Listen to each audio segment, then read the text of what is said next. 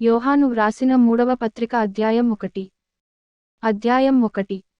1 పెద్దయినన నేను సత్యమును బట్టి ప్రేమించు ప్రియుడైన గాయునకు శుభమని చెప్పి వ్రాయునది.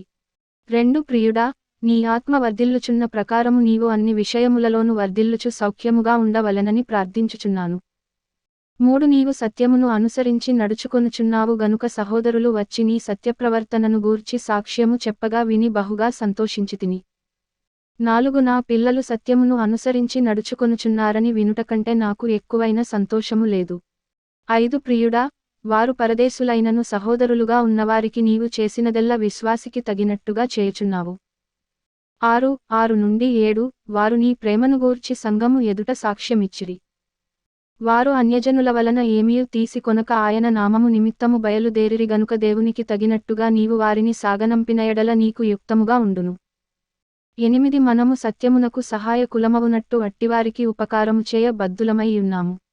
9 నేను సంఘమునకు ఒక సంగతి వ్రాసితిని. అయితే వారిలో ప్రధానత్వము కోరుచున్న దియోత్రెఫే మమ్మును అంగీకరించుటలేదు. 10 వాడు మమ్మును గూర్చి చెడ్డమాటలు వదరుచు, అది చాలనట్టుగా సహోదరులను తానే చేర్చుకొనక, వారిని చేర్చుకొన మనస్సుగలవారిని కూడా ఆటంకపరచుచు సంఘములో నుండి వారిని వెలివేయుచున్నాడు. అందుచేత నేను వచ్చినప్పుడు వాడు చేయుచున్న క్రియలను జ్ఞాపకము చేసికొందును. 11 ప్రియుడా, చెడు కార్యమును కాక మంచి కార్యము ననుసరించి నడుచుకొనుము. మేలుచేయువాడు దేవుని సంబంధి, కీడుచేయువాడు దేవుని చూచినవాడు కాడు. 12 దేమేత్రియు అందరి వలనను సత్యము వలనను మంచి సాక్ష్యము పొందినవాడు, మేము కూడా అతనికి సాక్ష్యమిచ్చుచున్నాము. మా సాక్ష్యము సత్యమైనదని నీ వెరుగుదువు. 13 అనేక సంగతులు నీకు వ్రాయవలసియున్నది గాని సిరాతోను కలముతోను నీకు వ్రాయ నాకిష్టము లేదు. 14 శీఘ్రముగా నిన్ను చూడ నిరీక్షించుచున్నాను.